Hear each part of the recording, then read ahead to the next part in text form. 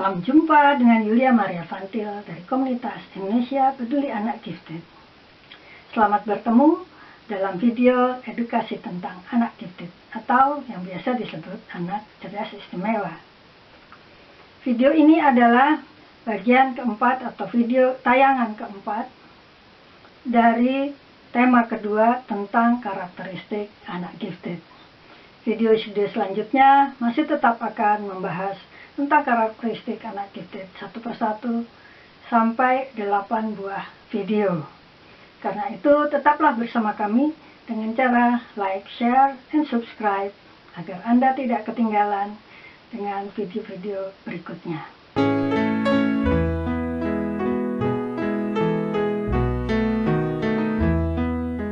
Marilah sekarang kita bicarakan tentang apa dan mengapa ada perfeksionisme di dalam diri seorang individu gifted. Nah, bila Anda mendapatkan bayi Anda yang baru lahir itu sudah berteriak-teriak dengan waktu yang persis pas sama, artinya dia mempunyai jam presisi, jam biologis, yaitu kapan ia minta minum susu. Jika Anda terlambat dalam 1 menit, dia sudah berteriak-teriak tengah mati dan meraung-raung. Ini adalah tanda-tanda bahwa ia mempunyai jam yang presisi, jam biologis yang merupakan manifestasi dari perfeksionisme. Ia menuntut keteraturan, keajekan waktu, dan ia juga seringkali menuntut berbagai hal lainnya. Kelak pada waktu agak lebih besar, kita bisa melihatnya lebih tegas lagi di keseharian. Misalnya saja, ia tidak menginginkan ada barang-barang dipindah tempatnya. Ini adalah salah satu tanda-tandanya yang paling sering pada waktu masih kecil. Kemudian ia juga minta supaya bila kita pergi keluar, tetap di jalan yang sama. Dia akan protes jika kita lewat jalan yang lain.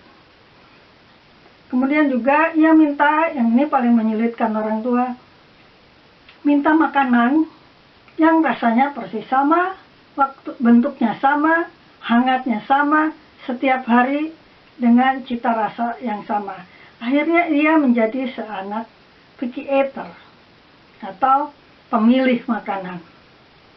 Tambah lagi dengan sifat atau perkembangan sensorik yang sangat sensitif. Sangat sulit menerima yang lembek-lembek misalnya. Dan dia menjadi seorang yang sangat pemilih. Biasanya ibu menjadi kewalahan untuk anak-anaknya yang sangat perfeksionis ini. Nanti kita bicarakan lebih lanjut tentang perfeksionis. Apa saja yang bisa kita temui pada waktu balita. Sayangnya, tentang perfeksionisme ini dalam publikasi di tanah air sangat jarang dibicarakan, terutama pada anak-anak gifted.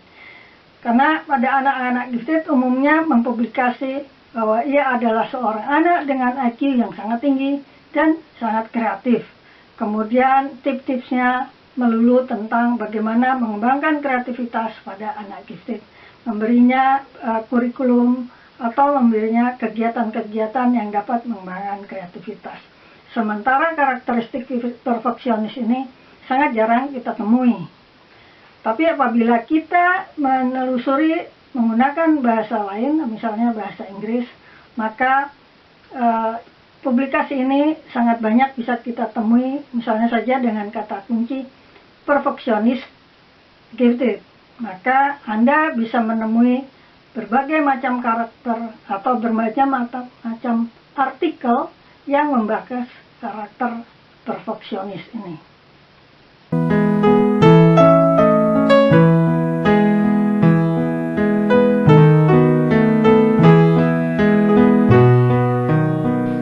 Seorang individu gifted yang sangat perfeksionis, ia akan mempunyai kepekaan sosial yang sangat tinggi.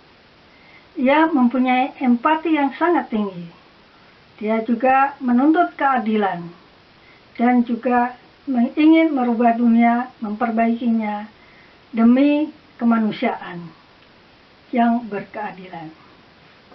Masih ingat akan Aaron Swartz, seorang prodigi atau jenius muda di bidang internet?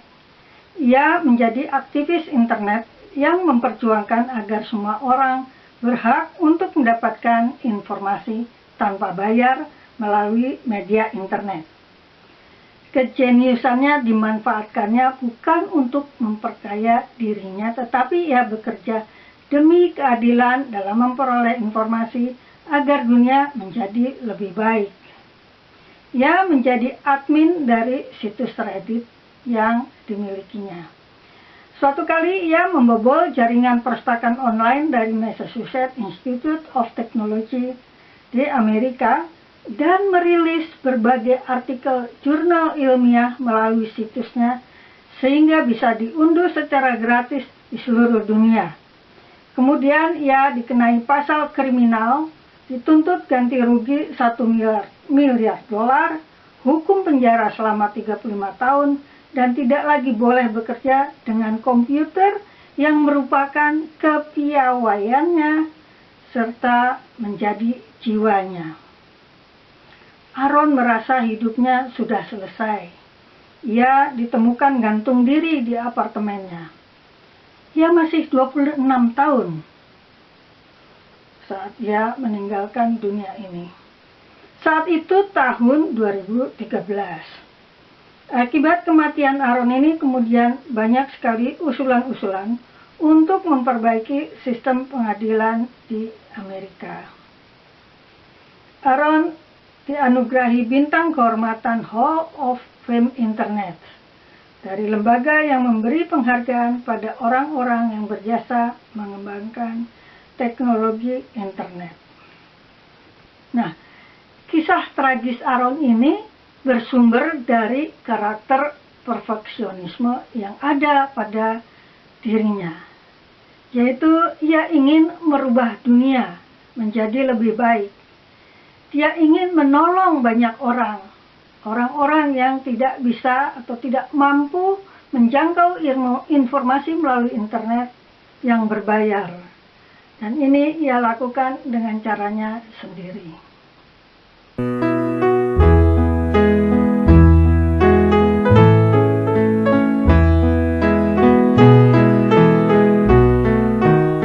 Kita tentu tidak ingin kisah tragis Aaron Swartz terulang pada anak kita. Karena itu kita perlu mencegahnya. Kita bukan hanya mencegah perfeksionisme positif yang ada pada diri individu gifted anak kita menjadi perfeksionisme negatif, tapi kita juga perlu mengendalikan perfeksionisme positif itu sehingga tidak berlebihan sebagaimana yang dilakukan oleh Aaron Swartz. Nah, karena itu kita perlu sekali mengenali tanda-tandanya sejak dini. Bagaimana perfeksionisme pada anak gifted? Tanda-tanda itu sebagai berikut. Jika anak kita selalu menginginkan keteraturan, ketepatan, dan keajekan, yaitu dalam hal waktu, tempat, rute jalan, ya, bila kita melalui jalan yang lain, dia akan protes. Tata cara atau kegiatan-kegiatan yang dilakukan setiap hari. Ya, misalnya saja mau tidur, apa pertama yang harus dilakukan? Misalnya cuci kaki, cuci tangan, ganti pakaian, bersihkan badan, gosok gigi, pakai baju yang baju tidur, kemudian berangkat ke tempat tidur. Dan itu semua harus teratur seperti ritual kayaknya.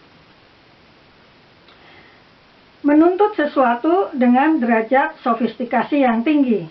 Misalnya saja makanan, ya, rasa di dalam makanan itu harus mempunyai rasa yang betul-betul enak menurutnya, walaupun menurut kita tidak enak, tapi ini adalah tuntutan darinya.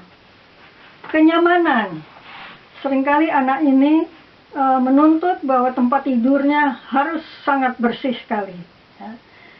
Atau dia tidak mau tidur di rumah family, dan karena pernah sekali dia diajak tidur pergi ke hotel yang nyaman, ya.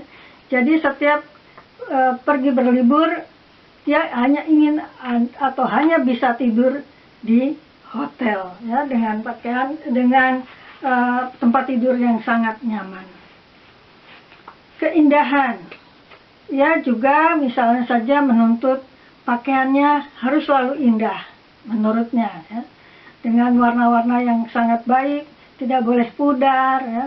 Kita makan dalam piring juga kadang-kadang kalau ada bunga yang pudar, ia juga tidak ingin makan di dalam piring itu karena sudah jelek menurutnya. Ia juga menuntut kualitas. Segala sesuatu menurut kualitas yang ditentukan olehnya. Misalnya saja sepatu, pakaian, atau perangkat lainnya yang dia miliki.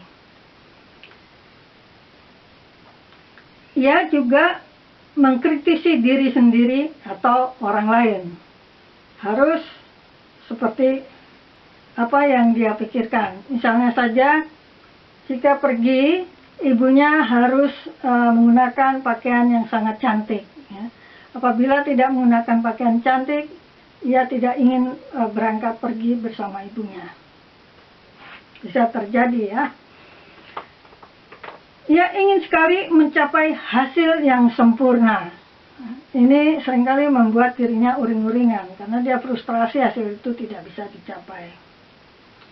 Kemudian ini yang lebih penting, ya, dia mempunyai hukum all or nothing. Nah, ini dia dapat semuanya atau tidak sama sekali. Jadi kalau kita tawarkan, oke deh, setengah-setengah saja supaya dia senang, tidak mungkin. Dia ingin mendapatkan semuanya atau dia tidak sama sekali. Jadi dia seperti mau semua, kalau tidak dia mengambek, ya, tidak mendapatkannya. Tidak perlu menurutnya.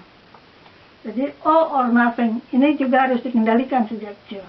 Karena nanti pada akhirnya bisa berakibat, ya, pada waktu besar ya harus meniti karir sekolah maupun karir kerja, itu juga akan berpengaruh dalam kehidupannya sehari-hari. Apabila tuntutan-tuntutan di atas tidak terpenuhi, anak akan frustrasi, ya. Jika tuntutan-tuntutan itu tidak terpenuhi, dia akan frustrasi atau bahkan panik. Nah, di sini fungsi orang tua untuk membantu agar ia mampu berkembang ke arah fleksibel secara cepat. Tuntutan tadi tidak terpenuhi, anak akan menjadi frustrasi atau bahkan panik. Nah, disinilah fungsi orang tua untuk membantu agar ia mampu berkembang ke arah fleksibel secara cepat. Kita tidak perlu khawatir karena seorang individu gifted mempunyai karakter fleksibel, yaitu kreativitas. Nah, ini harus kita manfaatkan. Tetapi seringkali pada kelompok anak-anak yang mengalami disinkronitas perkembangannya satu-satu, maka yang muncul duluan adalah perfeksionisme dan kreativitas belakangan. Dan ini dalam fase yang vakum seperti ini, orang tua menjadi kesulitan.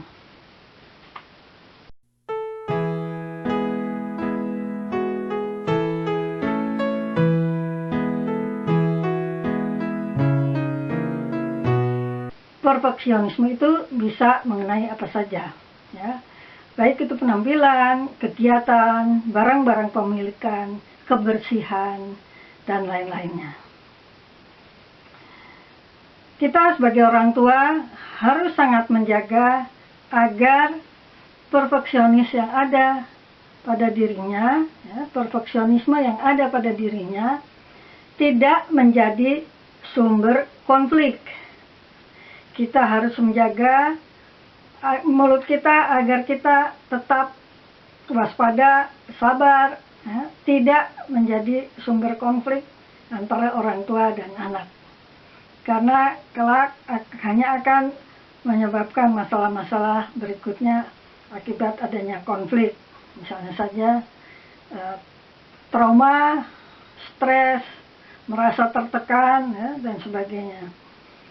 Ini harus kita hindari. Karena itu orang tua harus tetap belajar mempelajari apa yang bagaimana munculnya perfeksionisme pada anak kita. Dan kita harus belajar bersabar untuk mengelolanya, mengajarinya supaya lebih fleksibel. Ya, dia supaya bisa menerima sedikit demi sedikit, pelan-pelan, jangan terlalu dipaksa. Karena hanya akan menimbulkan konflik. Masalah yang sering terjadi pada individu gifted, terutama pada usia anak-anak, akibat dari perfeksionismenya itu, ia memunculkan rasa takut salah atau fear of failure. Dalam bahasa Belanda disebutnya faalangst. Faalangst ini bisa mengarah kepada kemana saja. Misalnya saja kita menemui anak kita, ya, anak gifted itu seringkali motorik halusnya lemah, sehingga ia merasa apabila dia menggambar atau menulis sangat halus atau sangat mencong-mencong dan sebagainya, tangannya sulit mengendalikan pensil, maka dengan sendirinya ia tidak mau lagi menulis. Dan ini dihukum agar ia belajar menulis berlembar-lembar. Tentunya salah. Karena bisa menimbulkan faalangst atau fear of failure, ya, takut salah. Padahal sebetulnya dia bisa. Hanya saja hambatannya pada motorik halus. Karena itu kita harus tahu dulu akar masalahnya di mana. Dan ini jangan diterus-teruskan karena bisa berlanjut kemana-mana. Yaitu rasa percaya diri yang kurang. Ya. Nanti berlanjut pada masalah pengembangan diri secara sosial. Misalnya saja, dia tidak mau lagi pergi ke tempat temannya karena dia takut salah. Ya. Dia takut terhadap orang baru. Dia takut bicara. Dia takut mempresentasikan dirinya di depan kelas. Atau jika di dalam satu kelompok, dia diam saja karena takut salah omong. Bahkan dia juga takut misalnya saja pergi ke warung atau di sebuah toko untuk membeli sesuatu. Pada usia sudah 10, 11, 12 tahun, dia masih takut. Nah, ini harus kita sadari bahwa awalnya dari mana. Ya, dan perlu dikelola, perlu diperbaiki agar ia menjadi kembali mempunyai rasa percaya diri yang besar. Padahal kalau kita lihat dulu pada waktu kecil, dia sangat berani kemanapun, ya, anak yang tidak punya rasa takut. Ya. Tetapi mengapa tiba-tiba pada waktu agak besar dia menjadi anak yang sangat penakut secara sosial. Ini yang perlu kita sadari, ya, bahwa ada masalah di dalam dirinya.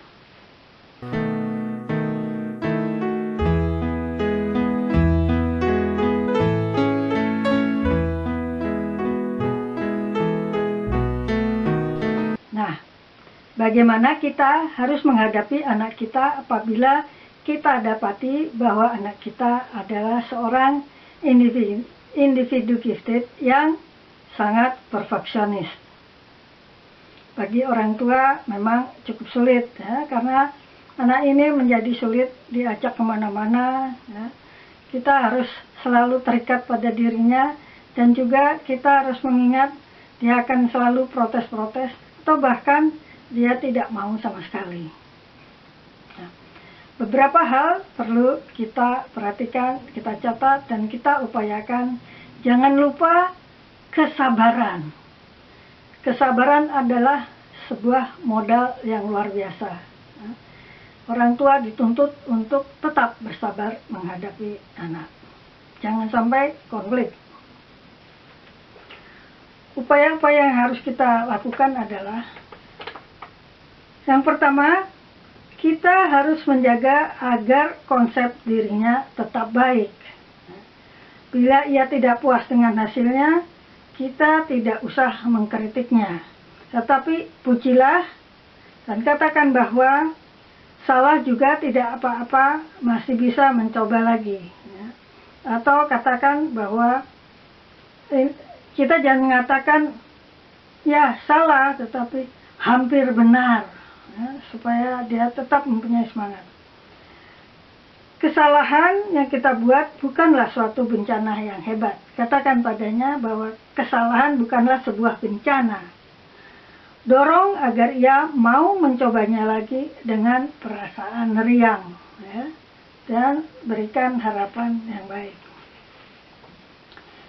Yang kedua, apabila ia ingin mengerjakan sesuatu yang ternyata sangat sulit dicapai, ajarkan padanya biasakan untuk memenggal tujuan dan kegiatan menjadi tujuan dan kegiatan yang kecil-kecil hingga ia dapat mencapainya dengan lebih mudah. Jadi apabila kita ingin naik gunung, jangan langsung naik gunung dari bawah langsung ke atas, tetapi lewatlah bukit-bukit kecil dulu ke atas sampai bisa di atas. Yang ketiga, ajarkan bagaimana caranya agar ia dapat merelatifkan apa yang ingin dicapainya. Jadi maksudnya apa yang ingin dicapainya itu misalnya kita nilai memang tidak mungkin, ya, terlalu tinggi, ya. Jadi kita ajarkan padanya bahwa bukalah matanya supaya dia melihat bahwa apa yang dimilikinya tidak mungkin bisa mencapai itu, ya. Jadi turunkan derajat keinginannya itu, direlatifkan menjadi sangat sesuai dengan realita, sehingga itu bisa dicapainya. Yang keempat, biasakan jangan menggunakan cara-cara all or nothing. Ya. Cara all or nothing ini seperti anak maju perang, belum perang sudah mundur. Ya, itu adalah all or nothing. Tapi ajarkan bahwa apapun yang didapatnya atau dicapainya tetap mempunyai nilai positif. Yang kelima, ajarkan pada dirinya untuk tidak mempercayai bahwa dirinya tidak dapat mencapai apa yang dicita-citakan. Ya. Belum maju perang dia sudah mundur. Ya. Jangan mempercayai ilusi-ilusi yang ada di kepalanya bahwa tidak mungkin dia capai. Kita harus menunjukkan pada dirinya bahwa dirinya mempunyai kekuatan-kekuatan, tetapi juga mempunyai kelemahan-kelemahan. Nah, kelemahan-kelemahan ini yang harus diatasi, dan kekuatan-kekuatan yang dimilikinya perlu digunakan sebagai modal kehidupannya.